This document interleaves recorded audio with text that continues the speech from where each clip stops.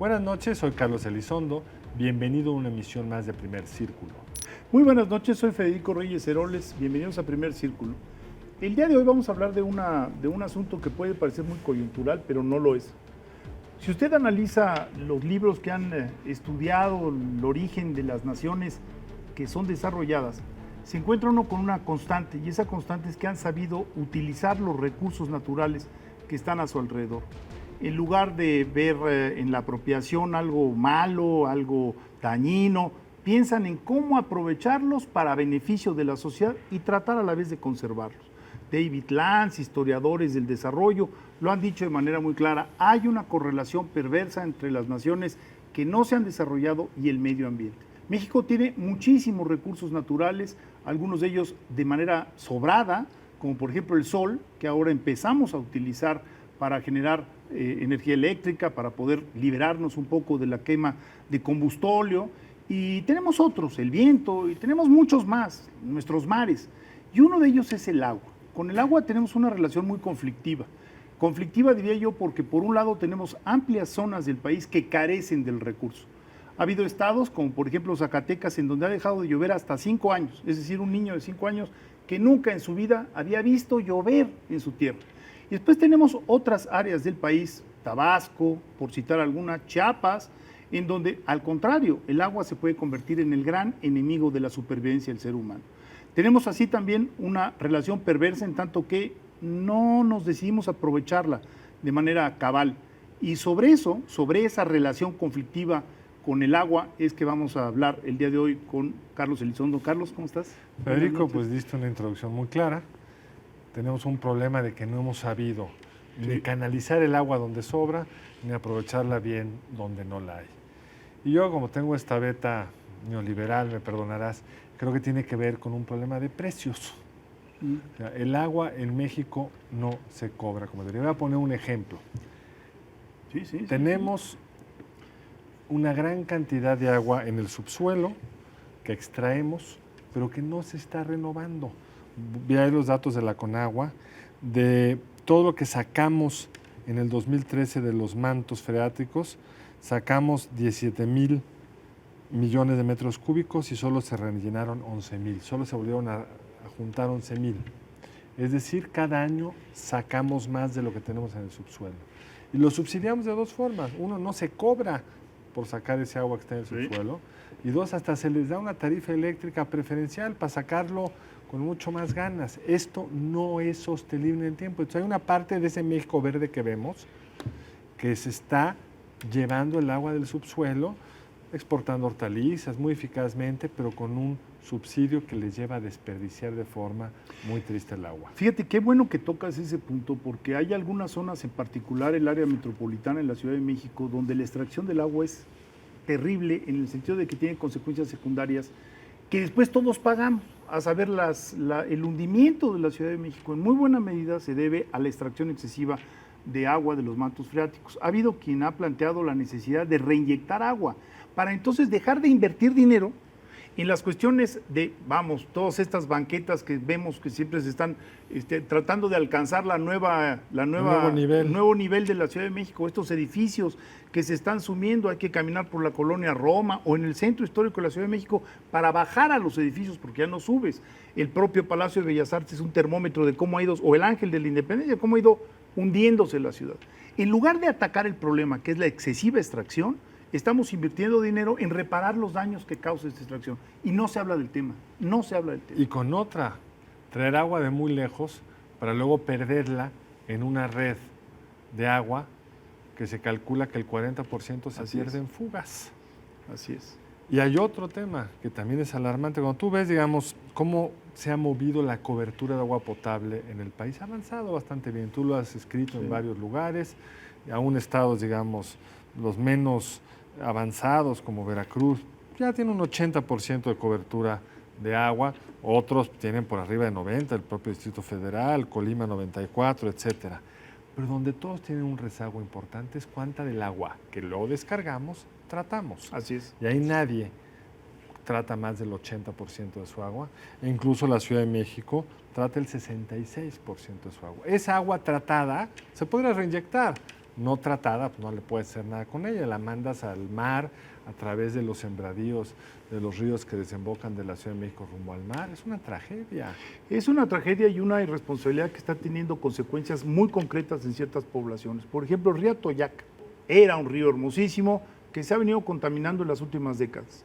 No estoy yo para contártelo, pero hay emisiones de agua contaminada, si es que es agua eso, los viernes en la tarde, en donde ya no está la autoridad para recibir una llamada, que son moradas, Carlos, moradas. Es descarga industrial. Una descarga industrial que va a dar a un sitio de agua, que contamina el agua, que va río abajo. Entonces, claro, río abajo te encuentras a familias que tienen problemas en la piel, que tienen problemas de enfermedades. ¿Por qué? Porque somos unos irresponsables en arrojar químicos a las aguas, porque no le tenemos aprecio al agua. ¿Y por qué no hay sanciones? Porque la ley ahí sí es muy clara. No sé si eso se acabó condonando, pero los municipios que descargaran agua no tratada iban a tener, y eso lo hizo en el gobierno del presidente Zedillo, la secretaria Julia Carabias, iban a tener unas multas altas y crecientes. Nunca se cobraron. Si no se cobran, ¿cuál es el incentivo para tratar el agua? Ninguno. Si no hay sanciones a estas empresas, pues claro, es más barato tirar el agua.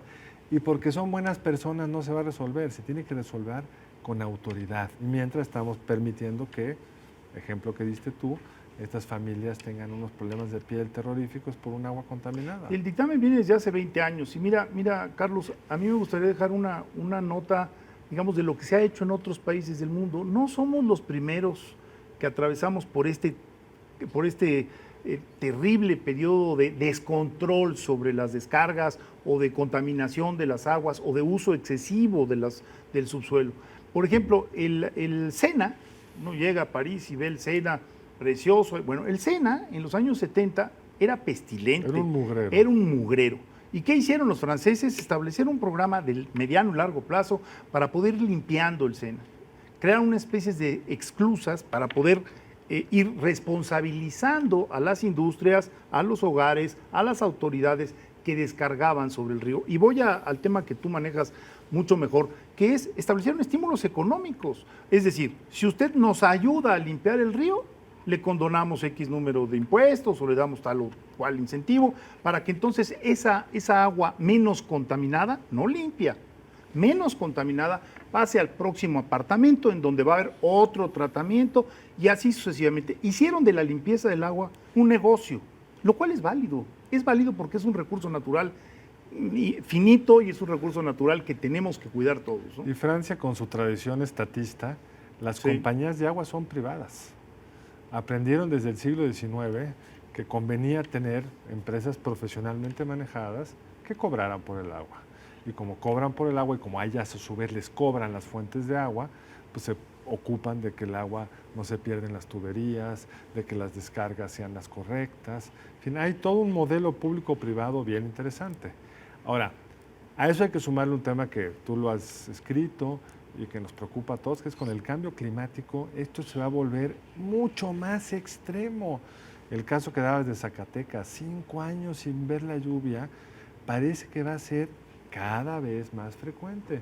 Y las concentraciones de descarga de agua en la época de huracanes, en un par de huracanes que traen más agua que todo el año y que no podemos retenerla porque se lleva a los cerros no debidamente cuidados, porque no tenemos las presas para contenerlo, va a estar creciendo. Entonces, si no hacemos un programa de largo plazo de ambos temas, la falta y el exceso de agua, el tratamiento de las aguas contaminadas, vamos a enfrentar una crisis muy seria. Hoy que Venezuela se está quedando sin agua por un mal manejo, tenemos que tener claro que esas cosas pasan, aún en el caso de Venezuela, un país que tradicionalmente lo que le sobraba era agua. Era agua, exactamente.